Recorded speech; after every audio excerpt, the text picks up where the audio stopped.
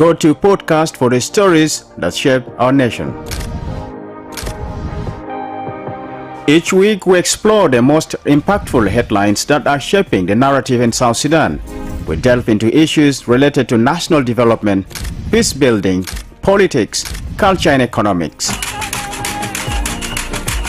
To stay informed and engaged, tune into Around South Sudan and be part of the conversation that matters. Subscribe now and join us for the stories that connect us all. Together, let's explore the heart of South Sudan. Welcome to Around South Sudan, your go-to podcast for the stories that shape our nation. Each week we explore the most impactful headlines that are shaping the narrative in South Sudan. We delve into issues related to national development, peace building, politics, culture and economics. To stay informed and engaged, tune into Around South Sudan and be part of the conversation that matters. Subscribe now and join us for the stories that connect us all. Together, let's explore the heart of South Sudan. Welcome to Around South Sudan, your go-to podcast for the stories that shape our nation. Each week we explore the most impactful headlines that are shaping the narrative in South Sudan. Hello, welcome to Around South Sudan podcast, your weekly deep dive into the stories shaping the nation. I am Lasuba Memo, your host, and today we focus on the 2025-2026 national budget, a budget table at the Transitional National Legislative Assembly at the time when other East African Community member states are already preparing their next financial cycle. Now, over 2 days of public hearing in Juba, lawmakers, civil society representatives, and economic experts debated a multi-trillion pound budget facing shrinking donor support, heavy oil dependence, and growing public expectations. And questions were raised about allocations to health, education, and the states, as well as how realistic revenue projections truly are. So what really happened inside the hearing room on Thursday and Friday? What concerns stood out? And what does this budget mean for the ordinary South Sudanese? Now, to help us unpack this, I am joined by two journalists who attended both days of the hearing and followed the discussions closely. And they are none other than Walma Pal, right to my face, and next to him, Kwang Pal Chang, who is actually a seasoned commentator, and they will give us your experience and issues that actually emerge from the discussion or the debate. So you're both welcome to this discussion. Thank you. Thank you so much, Lasuba. We're not looking at it from the statistical point of view, like economists, but we really need to reflect on how this budget is going to impact us, the ordinary citizens, in terms of service delivery. All budgets are geared towards that, service delivery and development. Those are two objectives of any key objectives of any budget. But of course, we understand in the budget, the security has taken a share of that, and also the infrastructure, which is development oriented, has taken comprising of 14% of the total budget. And we have seen that health sector has maintained the 1%, and education sector has also gotten minimal, mini support from the budget allocation. So you guys attended, Mapal, you attended the tabling of the budget, and Kong attended the hearing, part of it. So let me start with you, Walma Pal. We know that the budget has come at a time when member states are already preparing. East African member states are already kind of preparing their next financial budget. And so can you describe what transpired, first of all, during the tabling of the budget? What was your observation? Thank you very much, Lasuba Memo, and the view of iRadio as well. It's an honor to be here today, to be hosted by you, of course. Yes, I happened to attend the tabling of the national budget 2025-2026 fiscal year. And the first day, I can say, the day of the presentation, initially before the presentation was quite chaotic. You might have seen online the turmoils, the concerns by the MPs. And yes, initially the idea was that the members of the parliament were not aware of what was coming with the Minister of Finance at the first place. Only, I can say, the steering committees on economic and finance might have been informed, but the entire August House were not aware of what was going to happen. Really?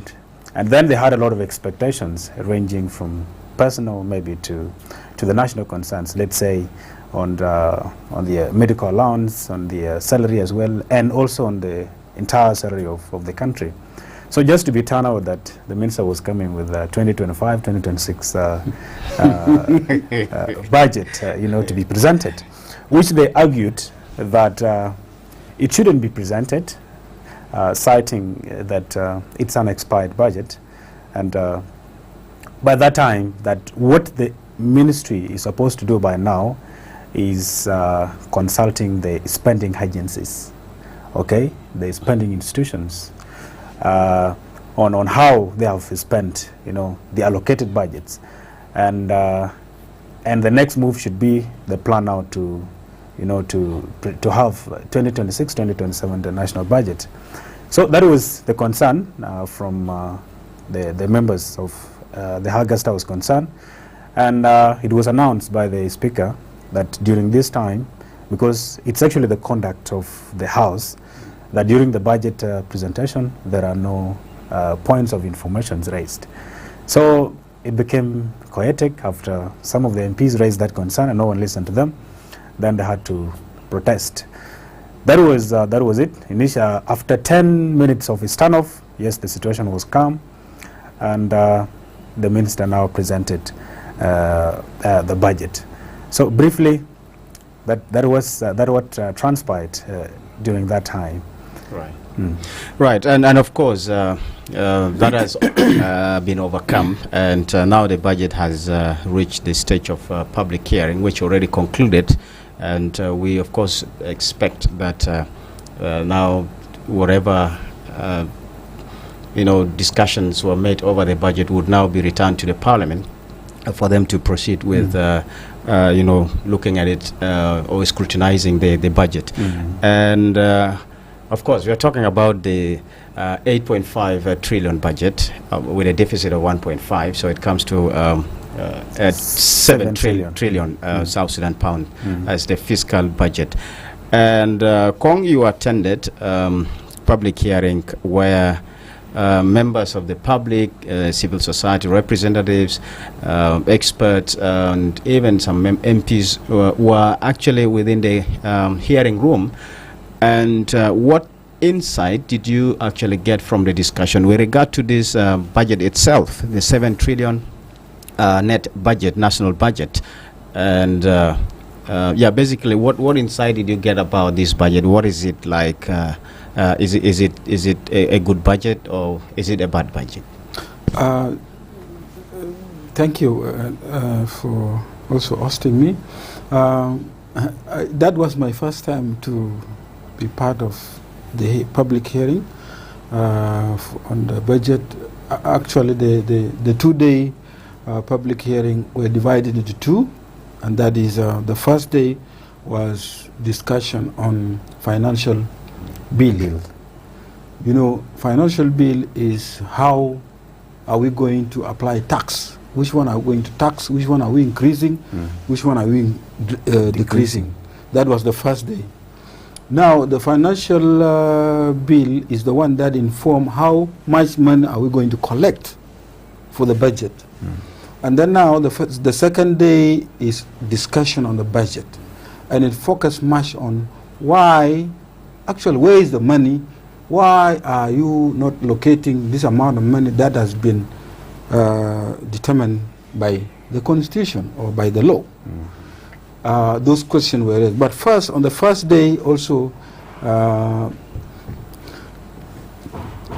it gives opportunity to stakeholders, including the public, university students, and civil society organization, business community, you know, I think they went through the financial bill. They have seen the area of focus where they will be affected.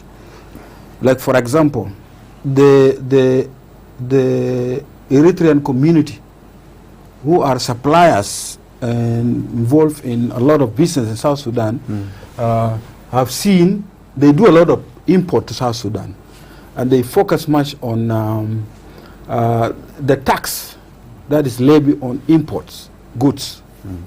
And they raised that, and they ask the honorable members of parliament that when you go back to review this financial bill, things at Mombasa are taxed higher, double. And what is written in financial bill is not what is applied by the custom officials. So they raised that concern that nobody is like, why are we not respecting or adhering to, sticking to the law? That when the honorable MPs came up with this financial bill, that this is what we will collect, this is the amount we will collect, why are the agents go and collect more? And when the people collect more, when we are taxed, double tax, they use the word double tax, will come, who is going to be hurt? It's a common citizen, because we will increase the price of the goods. That is their argument. They will also double price. Yes. So then came the real estate agents association, people who are building house, apartments. The tax is 30%. They raise concern that this, they claim that this will disencourage investors. People will run away from South Sudan because also construction and whatever is employing, they claim, employing 30% of employment, they are the one providing in South Sudan. So if we close down the shop, there will be no employment. And the common citizen, South Sudanese who are employed there, they will not give, they will not bring food to table. This is the argument. Then came civil society organization, where they say, look, this water should not be taxed. This is necessity. This is life. And it's increased by 500% SSP. Yeah, that's the argument. Why do you tax water? Why do you tax sanitation? This is a common person's need. So keep the tax as it is. Don't increase it. Keep it as it is.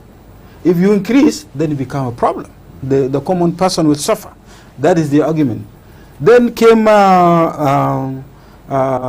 the civil society organization, like those of SEPO, Edmond Yakani, and Amalna. The focus also was, why are you not paying civil servant salary, and you are collecting enough? Actually, the non-oil revenue exceeded the target. Actually, they collected a lot of money. Yeah. So the question is, why are you not paying? And why are you presenting this budget now? It's supposed, because our budget is, calendar is, goes along with East Africa. Huh? Right. It start with it is July 1st to June 30th. That's the fiscal year. Yes. But this one came late. What they are presenting now was supposed to be presented in May last year. Okay? Yeah. That was argument, and they were told you should be ashamed, you MPs. But they defended themselves also, the financial committee, they defended, they said, look, by the way, it's better late than never, because how many ministers of finance were changed? These financial years, I've seen 3 ministers. Dongrin, Athian, and back. That was argument. This guy came in, this person is brought in, people go back to zero, working. Planning. Another minister of finance is brought, people go back to the planning. It ruined everything. That was the argument. Now, the second day, about when we now were discussing the budget, then the issue of estates allocation came up. The issue of why security is taking Much of the budget. Yeah, huge amount of budget. When in a state, the security in a state, they are provided by the governor or the state government, provide them with fuel and other needs, while the budget is here at the national. And actually, the undersecretary for planning in the Ministry of Finance told them, look, that is not part of the plan. If you are doing it, actually, you are abusing your budget. That's true. Tell them, let them come to the national. Yes, maybe there are emergency where the security need, yeah, security must be maintained. But they are not protecting you that state. They are protecting the territory of South Sudan, not you. All the citizens of South Sudan. So the budget is here in Bilfam. They were advised, you the Minister of Finance from the state with your governor, go to Minister of Defense and tell them this is the situation we are in. Okay? Those are the things that came up. Then the issue of, like 3 administrative areas. Yeah. Budget disparity. You are giving this state this amount, you are not giving us this. Why? And then the Minister of Finance, of course, represented by Undersecretary for Planning, the guy who planned the budget, he told them point blank, look, we are using 2008 census. 2008 census. Yes. Now, for example, Pibor was part of Jonglei, and Pibor was having two counties.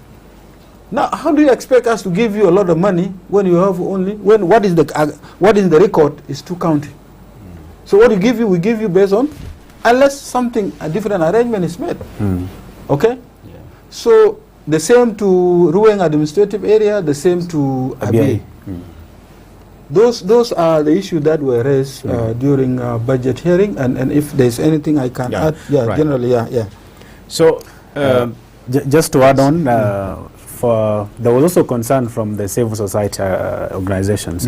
Apart from the payment of salary arrear to the civil servants and the armed forces, they were raising a concern that instead of prioritizing security and we neglect education and health, why can't we raise at least the budget allocation for the health, more specifically, and then education, maybe to be at least, yes, we understand security is a concern, but the fact is that health matters. Because if we do not have good health, how secure are we? A sick person will not wait. Will not wait for anything. You need to be treated. So a sick soldier cannot defend. Cannot even defend the country. So it's good first that now the soldier is healthy and now he protects the nation. But if he's not healthy, if he's not educated, or if his kids are not educated, then how are we defending the country? So it was also a concern from the civil society organizations. So basically, what stood out is tax-related concerns, because most people who represented the different groups were very concerned about the impact of the taxes on the citizens. And if you look at the draft of this budget, 75% or 75.2% of the budget will be generated from the oil revenue, and 36.2% will be generated from taxes, different sorts of taxes. Non-oil. Yes, non-oil revenue through taxes. And the taxes, if you look at the taxes, business tax, actually custom duties and fees actually is the highest in terms of tax. These are goods that are produced and imported, so the tax is high. It's 543 billion South Sudanese pounds. That's what they expect to raise within this period. And then you have personal income tax. This is private and public, like salaries people who get and organizations, rentals and all this is 708 billion South Sudan pounds. And there is also what we call sales tax, and there is also business profit tax. Those who raise, if you make profit, it's tax. it is tax. So the net profit you have made in the end will be taxed, and also there is advanced income tax. This tax will be in such a way that the government will use your previous record for the last year, financial year, and ask you to pay from the projection they are making in the financial year. So you pay in installments. So these are all forms of, and this is at 2 billion, so it's small tax. Now, if you look at this, basically, it's like it's I don't know what you think about this. 36% of all this will be generated through taxation, given to the economy of the country. So, what is your reflection in this area, Kongpal? What is clear that came out from actually from the Minister of Finance, because the business community, they respect the financial bill, they have seen it, they say it's okay apart from real estate association.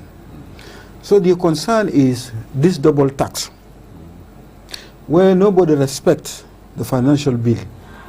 Because if you say this water, I'm going to take £2 from it, but somebody is going to, when he's collecting that or whatever happened, as you come from the border to cross, or maybe you are transporting it to maybe to a certain location, there's a roadblock.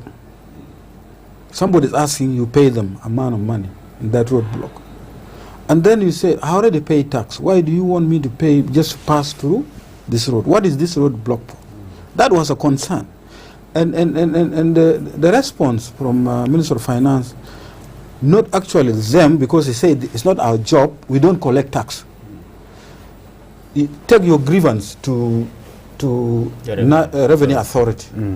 And if you can do, like, for example, the Eritrean community say, if there's when a financial bill require them to pay a set $600 for certain goods in Mombasa to bring it to South Sudan, what they are asked for is, instead of $600 is $12,000.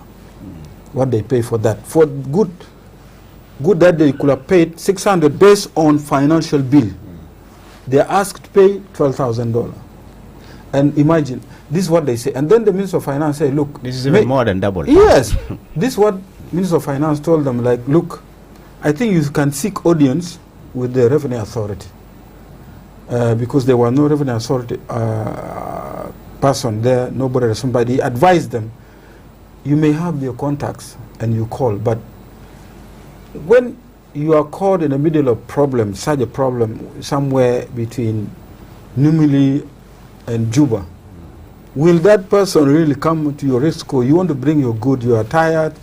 Do you want to spend 3 days waiting for Revenue Authority guys to come and help you when you're stuck with these roadblock guys? You just let them take whatever they want. This reality, this is the challenge. These roadblocks, this is the challenge. This double tax, this other tax that are levied on goods. Illegal tax. Yeah. Right. I think my reflection on this, Lasuba, is that, first of all, I remember our CEO, Stephen Omiri, once said here on this podcast that you cannot escape two things in a country: death and tax, countrywide. I remember him saying that you must die. It's a must to die. You must pay tax. And you must pay tax as a citizen of the country. And this is what I can also relate and reiterate on. No South Sudanese who is not willing to pay tax. It starts from us here. We have been taxed. But the question is, where does that money go to? Where does it go to? That is the point. Like you have seen in the budget, 30% or even more than that should be generated out of non-revenue. Non-revenue including the taxations from all the forms, okay? VAT, custom incomes, and all these form of taxations. But now the question is, okay, we'll be taxed, just like the way we are taxed now. What has been done so far? Because it's the only thing that motivates you as a citizen to pay tax. Just recently, when the Minister of Livestock announced that cattle headers are supposed to be taxed, and then it brought mixed reactions, by the way. There were those that were supporting the minister, there were those that were against, that were opposing, let me say. And the concern was that how can you protect, how can you tax something that you don't protect? That cattle headers are not protected by the government, okay? They live their own lives and all these kind of things. Now, that is not the purpose, it's not the security.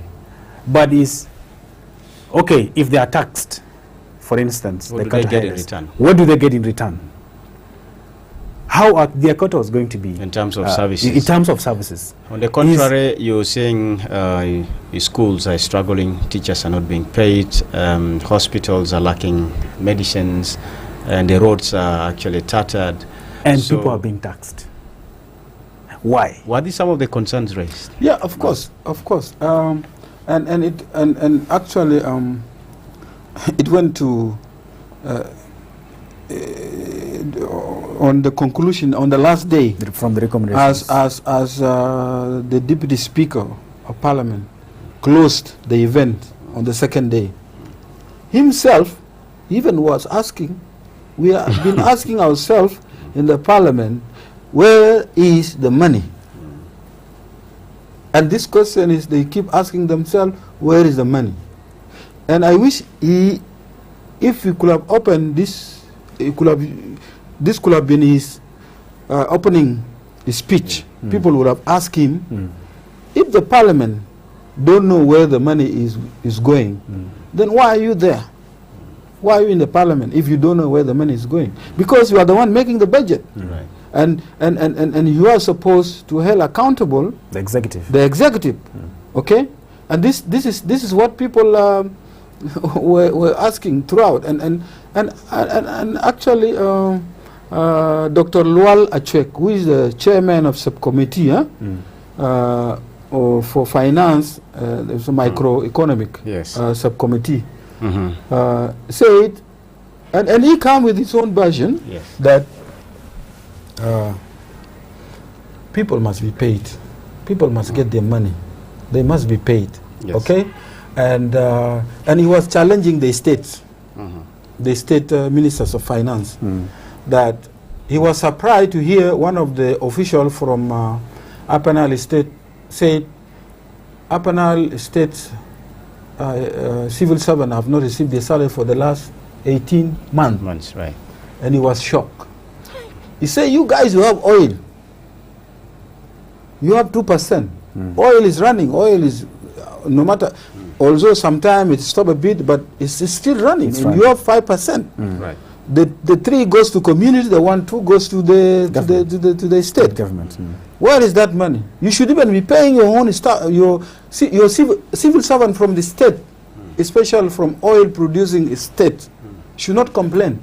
If you are complaining, then you don't know your job. Where is your? You should go to the Minister of Finance. Ask them. So this brought me to the issue of oil, that where does the money goes, oil money goes. And a good presentation was done by our economist, Agri Tisa Sabuni. He did a presentation to the lawmaker, showing even the stakeholder that he was actually talking about liquidity, why there is no money. Okay? And he used a simple formula that, look, because somewhere there we came up and said, look, this oil money, we are not benefiting from oil money. The government came up with a plan, with a proposal. Since we are not, there's too much corruption, we are not benefiting from oil money, let's say oil for infrastructure. And he said it was good, but that was what drained our dollar from the central bank. The reason why we don't have money now is because when the oil for infrastructure policy now, which was good, that can benefit the people, but we end up not receiving dollar because individuals are now the ones selling the oil. And before oil money come to the bank, is in the hand, and the dollars disappear before it reach the bank. How is these individuals or these institutions or individuals are asked to go and sell the oil? And these institutions are Minister of Finance, Minister of Trade, all those ministries. They form a committee of oil committee who are responsible for the sale of oil. And when oil is sold, the money does not go to central bank. And he was saying, unless we go back to the previous policy where oil is sold by the government, when it's sold by the government, then the dollar goes to the oil money, the oil dollar, the dollar money goes to the central bank. We call it petrodollar, goes to central bank. Now it becomes reserve. When it becomes reserve, what we will be getting from central bank is pound, not dollar. So like this how we look at an equivalent of the dollar is then we can pounds, but now there's no dollar in our hand as a government is on the street, because this dollar does not reach the central bank, because it's all individuals sell the oil of South Sudan on behalf of the government.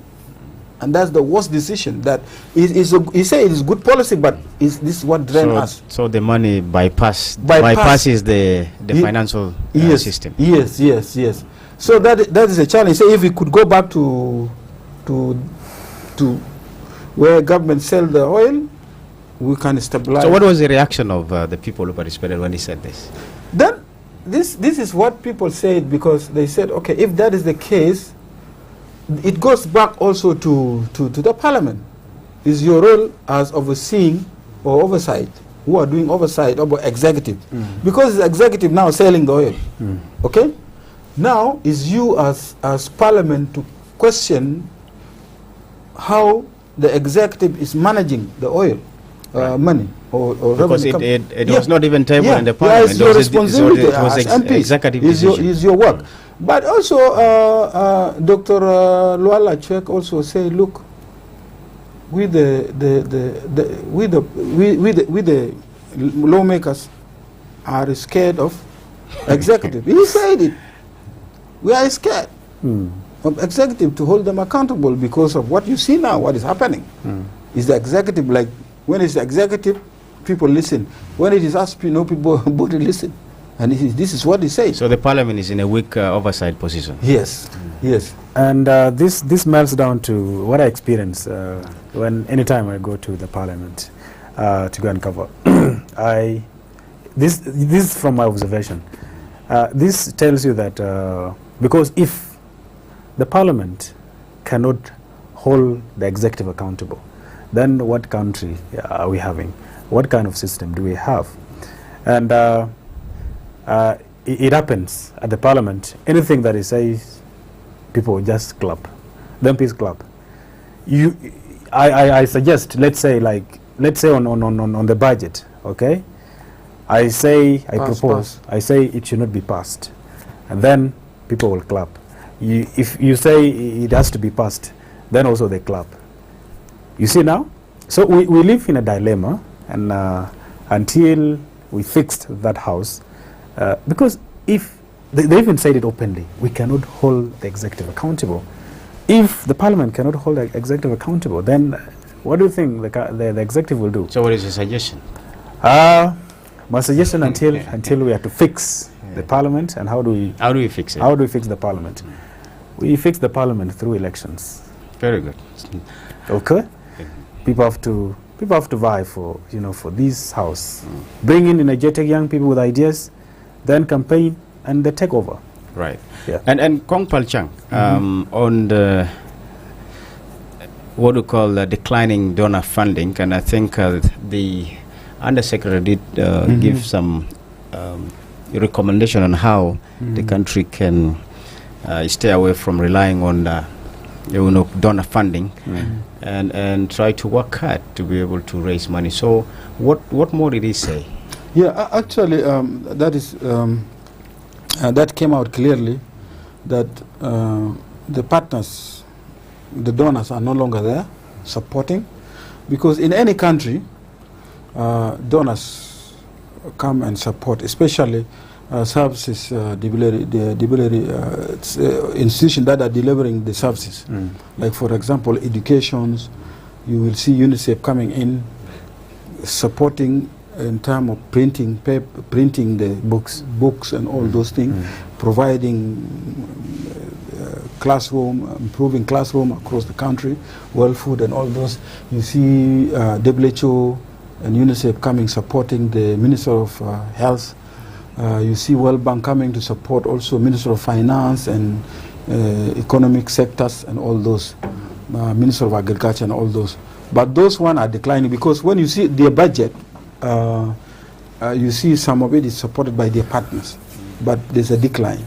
And I call this as Trump world. Trump came and messed everything up and say you are on your own. The Trump effect. Yeah, we don't. Yeah. So what is happening is the minister of Finance, the Undersecretary himself, said clearly that we should focus on the resources we have, the few resources we have, we should focus them in giving service to our people. And actually, the focus mainly should in his own word, should focus on education and health. Right. Okay?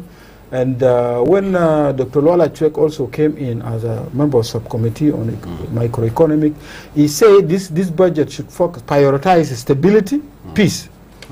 And for you to realize peace, you empower youth. And he suggested a good amount of money should be allocated to youth empowerment, where you go to the rural area where you engage youth, so that they are not used for violent purpose or by politicians. And he also talked about the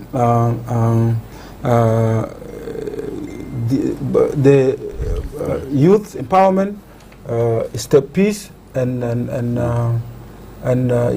other thing to do with education and health. And when you look at that, there's a lot of there's so many people, stakeholders, who raise issue of why we make this budget to focus on more of education, because some participants, especially students from the University of Juba, one student say she spent 2 years in 1 year calendar, like she studied for 2 years just to finish one of our first year, because it's off, and education, like university, is off and on. Lecturers are not there. There's no payment. There's no money. Why? And even some participants say now, if we have issue of budget, especially to do with education, why not we talk to the states?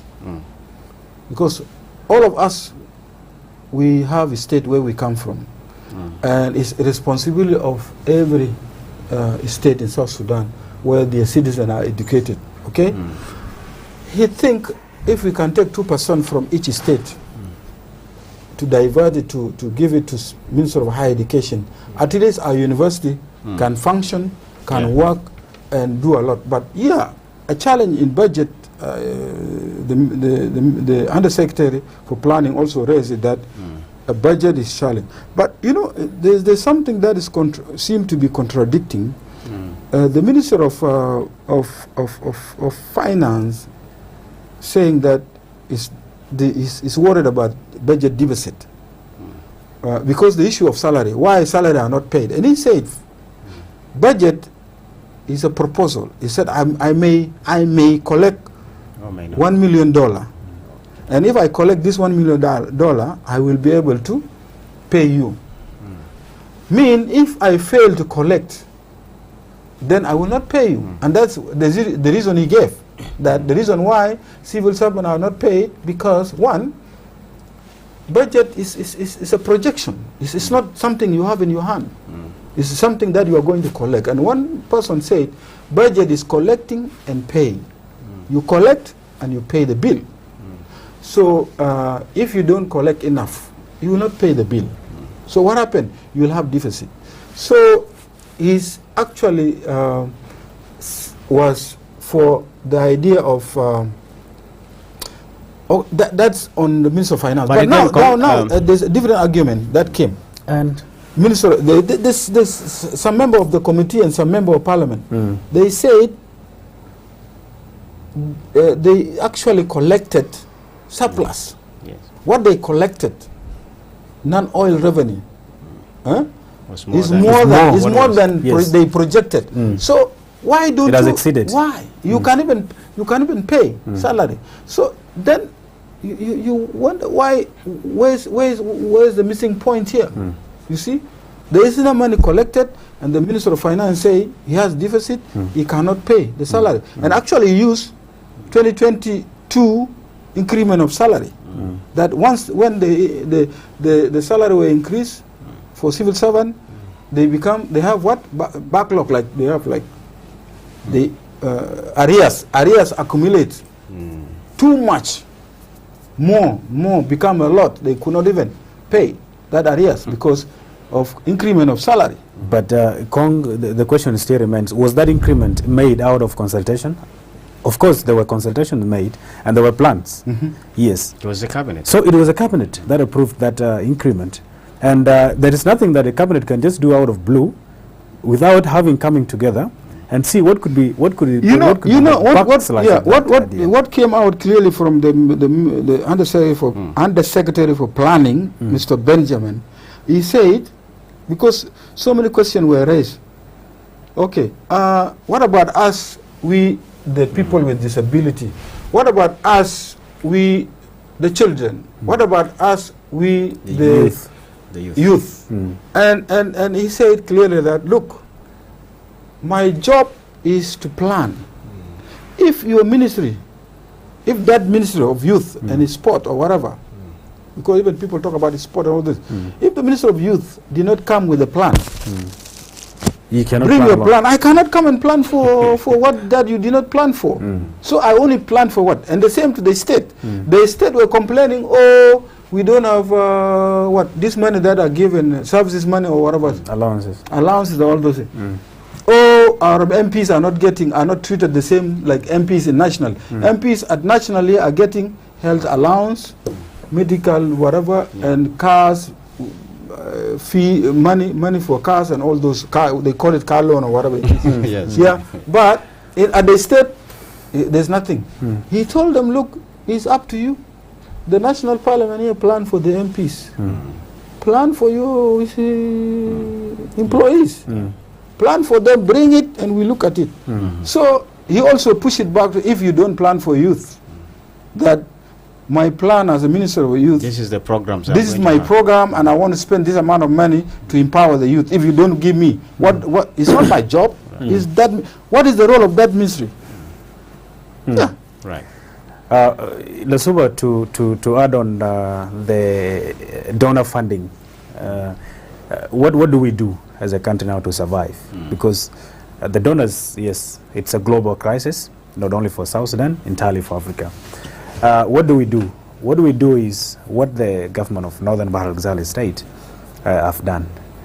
Recently, or even today, they came up with a budget of $2.5 million allocated for health alone. This is how we should prioritize, and this is how we should survive. And they mentioned, how will they get that? They mentioned it very, very clear. How will they collect that money? They raise this revenue through, let's say, through community. This is according to this is according to them. Okay, I've read that story. They say through community. How? You need to be clear. they say it. One from the government. Okay, let me go through the story. One is through the collections. One is through the PIT.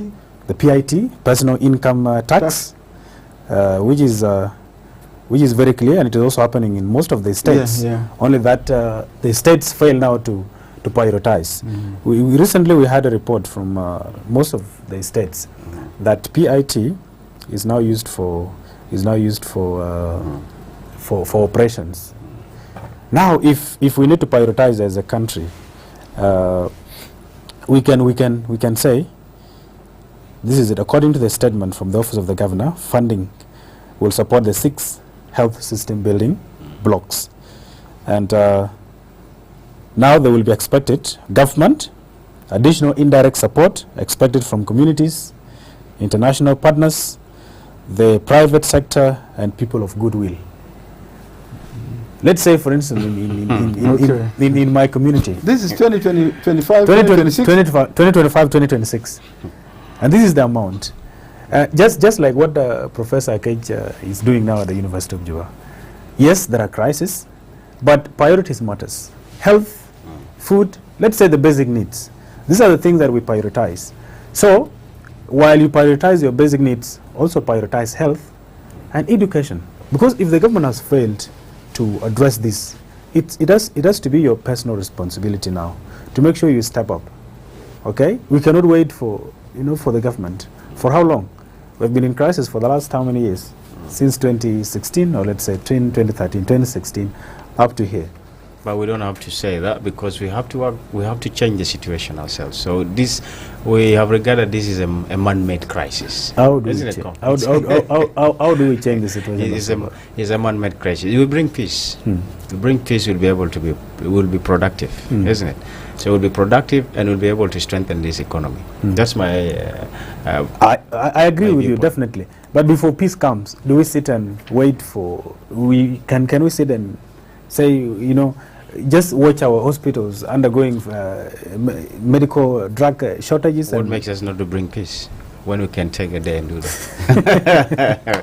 Right. Anyways, it should be a discussion for another day.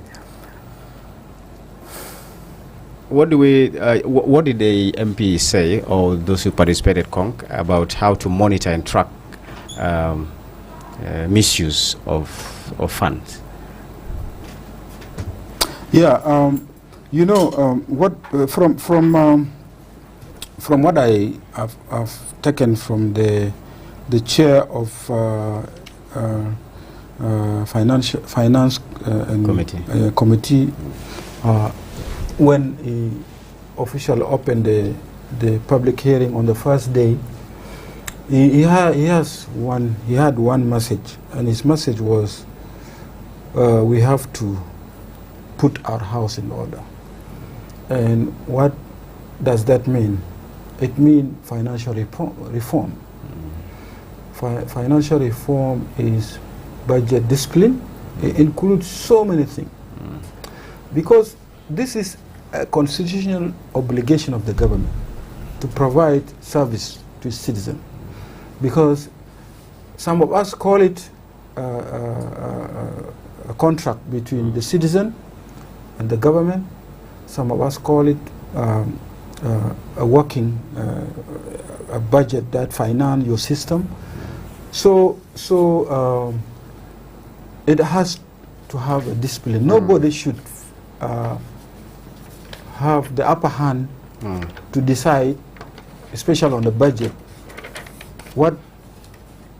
where should this money be going, when it is now the Minister of Planning that came up with all the plans of the government. Okay, so the other call was some civil servants, some civil society organizations too insisted that there must be, for accountability to happen, the constitution that give powers. Because, and this was mentioned during public hearing, that the reason why parliamentarians are not holding executive accountable is because all of these MPs were appointed by the president.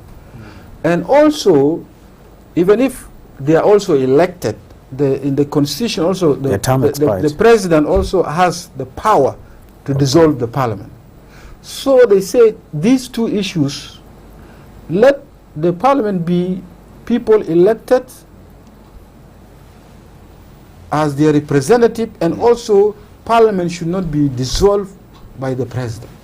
Because this is about the constitution now, because if you go against the president, either you will be dismissed, or if the whole parliament goes against the president or challenge the president, then the president has the power to dissolve it. And this is the question now. The power, the executive power should be limited. It should not be absolute power. So that's what the last line of recommendation, that let's go and do our constitution. For financial reform to happen, we have to have a constitution, and this constitution must be respected by either the executive, the judiciary, and also the lawmakers. Right. Yeah. And Walma Pal, politically speaking, you're not a politician though, but does this budget really, do you think this will strengthen or weaken public confidence in the government? Will it strengthen or weaken? Will it strengthen or will it weaken? It's a quite silly question, but I'll answer it on my capacity. To me, I don't think it will strengthen the public confidence and the trust. Why do I say this? Because first of all, if the August House is not timely on the budget, how do you expect now the public to trust that? That's one. If the August House cannot hold the spending agencies, which I can say the executive or entirely the government, if the House cannot hold them accountable, how do I expect now the public to trust such a budget? And a budget also whereby the priorities that are expected by the citizens to be met are neglected, such as the education, such as the health, and now let's say other services or other institutions are being prioritized, then it's hard to trust. It's hard to trust them and have the citizens build the confidence. What do you say, Ko? Personally, I believe that this budget, the focus should be financial bill for all the citizens. During the public hearing, that should have been focused, and many of them talk about it, because what hurt the business community is hurting the common citizen. Forget about the budget allocation, because this budget allocation is not coming. We are left with 2 months for this budget to be finished. Where is that money? I think we are just, for the sake of just documenting, or maybe just for future reference, let's say. We are just saying there's a budget, but where is that budget? What this whatever 7 trillion you are talking about? Do we have them now? Are you going to collect them? Because we are left with only 2 months. 2 months, March and May, March and April. By May 15, we'll be discussing 2026-2027 budget. Is that a logic? It doesn't make sense. This is a big joke of the year. So what did those who attended? This is what people say. Why are you wasting our time with something that is not is irrelevant? And did they ask as to how has the government been spending? Where is the money getting? They ask. Okay, were you borrowing? Who was releasing that money? How has the government been running? On what ground? These are the difficult questions that civil society were questioning the MP. And the MPs, for you, my surprise also, they were clapping. So it tells you that actually that world they are in that parliament is not their own world. They are in different world. You see parliamentarian clapping for civil society. When something civil society say, you are supposed to do that, you are supposed to do ABCD, they clap. This is what they are supposed to do. Okay? So they should not be reminded. It's weird. And just it's weird. And just to add on, Mr. Kong, I agree with you. So let me just finish, so that I don't forget. So the focus should be, let the public, the MP, because MPs, they have family. they go back to community. Some of them also use public transport, yeah? So let them make sure that financial bill, okay? This financial bill, let them make sure that anything, these essential goods that are going for common citizen, okay, should not be taxed. Should not be taxed. Because even if they are taxed, at the same time they will hurt the public, and the rich one will be the one eating the money. The rich are okay, they are well off. Why do you want them to tax? Because I see these are, those who are taxing are the rich people taxing the poor one. And they take the money from the poor again For to the use it. personal Why do enrichments. you have enough money? Why do you go after this poor person? Let them allow this water, food, or other essential good, medicines, to not to be taxed. They should focus on financial bill. Don't hurt the business community because they are going to hurt the common person. Otherwise, about the budget, how much is allocated, that's up to them. And I think the citizen know where the monies are going. Everybody know. It's not this is open secret. Where the money is going. They talk about big rat the other time. The parliament itself, the MPs themselves. Okay. Okay. I think we'll have to be wrapping up shortly. So, can we say the civil society was not generally satisfied with the budget? Of course. To me, I can say definitely. And this is from these two gentlemen, from Edmond Yakani and from the chairperson of Amalna. Malna, yeah. I listened to their views, I listened to their concerns, and they were really genuine. And this tells that the civil society organizations were not satisfied with that budget. And you raised a very very genuine concern here, Losuba, about if there is a question by the public on the expenditures, government expenditures. This is how it's supposed to be. February, where they are discussing the 2025-2026 budget, is the month they are supposed to discuss the expenditures, the government expenditures, according to the law. By now, the Minister of Finance would be explaining, okay, how the spend. Yes, how the agencies spend it. Spent the money 2025-2026.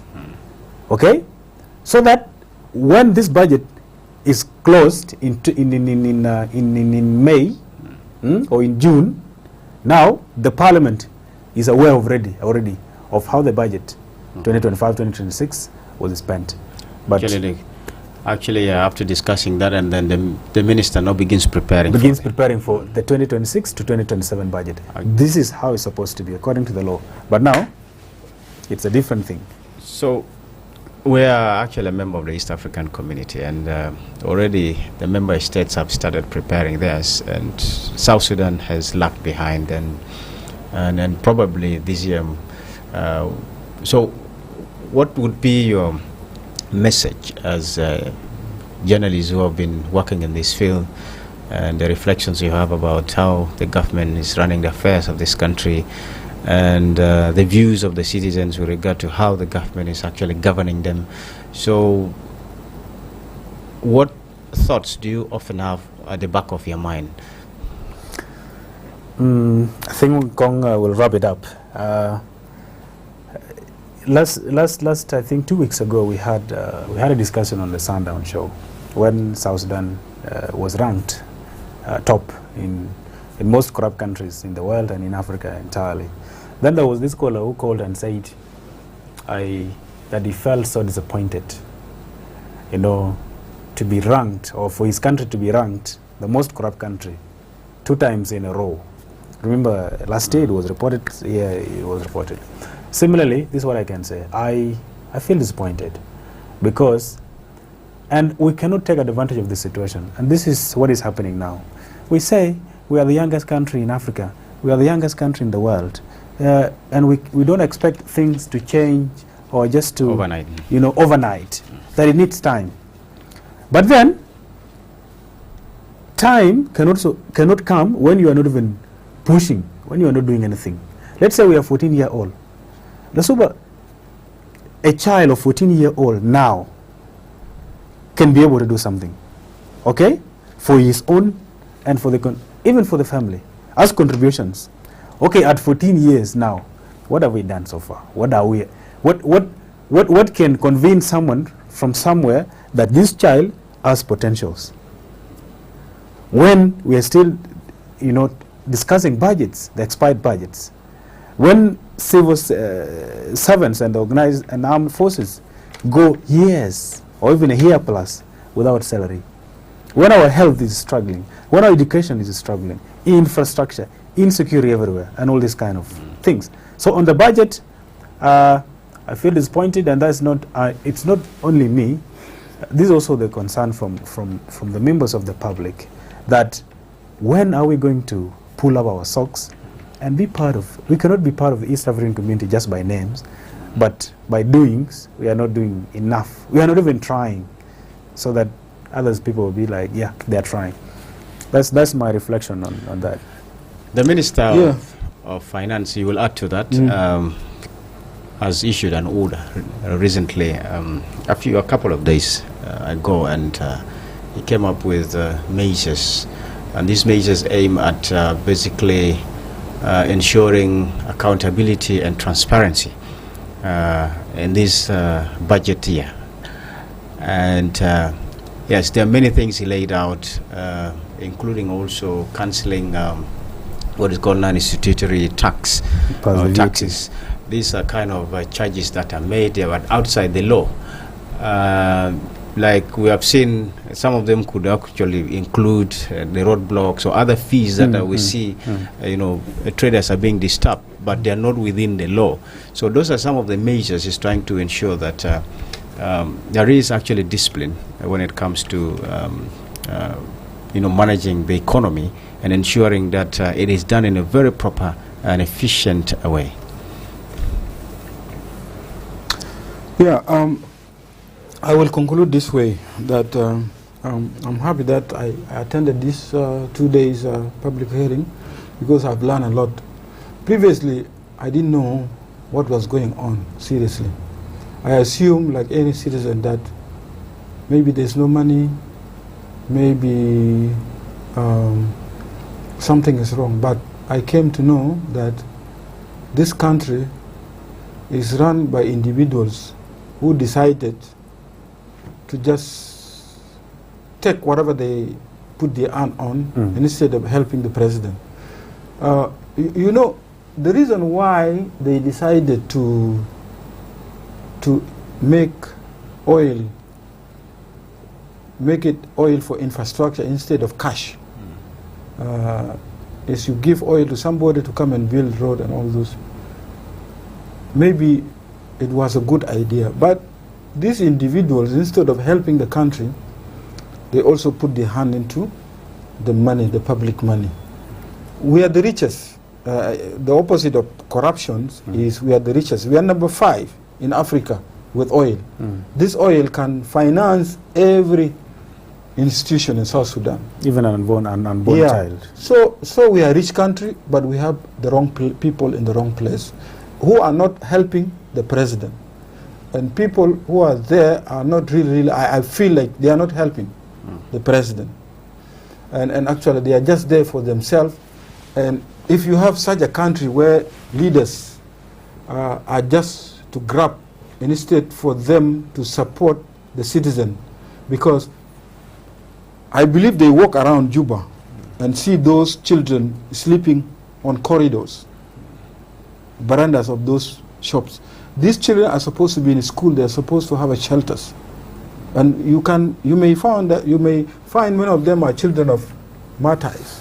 Okay, so I think as a citizen, as a person, as Memo, we need a country that is run by people, with many people with integrity. That's the most important thing, that people who have who does not give value people to lose conscience. Yes, people who love the country, not love the money. Because this country, all of us will go away, and these resources will leave them behind. And resources never dry up in any country. The resource will be there, but it's how you, as a human being, as a leader of that country, manage. These people need to help the president to change the narrative. Why are we corrupt? We are the most richest, number 5 in Africa in oil. Forget about the other resources we have. Forget about the other resources. And among the poorest. It's because these individuals who does not give a damn about this country. And that's our biggest problem.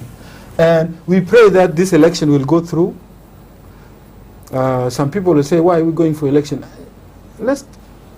There are countries, even Sudan was in war and it went to election. Yeah, some part of the countries being destroyed by the war, they will recover. When time comes, they will recover. And they will be revealed. But if we go for election and this constitution, we have a constitution that will hold everybody accountable, people will now, because corruption is there in every country, but you don't need 1 million. You It's cannot too much. take a cargo, full cargo oil for whole South Sudan and take it as yours. You only take, maybe you can take only $200,000, maybe from that million, and return the rest to the public. Yeah. Interesting, and indeed this has brought us to the end of this conversation. I can feel you, I can hear you, Kong Pal Chang, for the insight, and thank you indeed for having represented not just yourself but the country. What you are sharing is an insight that many of us will actually learn from, or many of us have actually, like myself, have learned from the insight you brought from that public hearing on the budget. And it's encouraging, and I think public should take this as an opportunity to always go and hear for themselves, get first-hand information, so you'll be able to understand how this country is being governed and what you will need to do as a citizen to contribute in changing it for the better. And Walma Pal, your insights have also been invaluable, and having hosted you, I think, for a second time, and I'm really impressed with the views, and hope the viewers too. But thank you also for having stayed glued to this discussion. Let's continue having this conversation and changing the narrative of this country, and ensuring that this country change for the better. And all I can say is wishing you a happy weekend. Welcome to Around South Sudan. You go to podcast for the stories that shape our nation. Each week we explore the most impactful headlines that are shaping the narrative in South Sudan. We delve into issues related to national development, peace building, politics, culture and economics. To stay informed and engaged, tune into Around South Sudan and be part of the conversation that matters. Subscribe now and join us for the stories that connect us all. Together, let's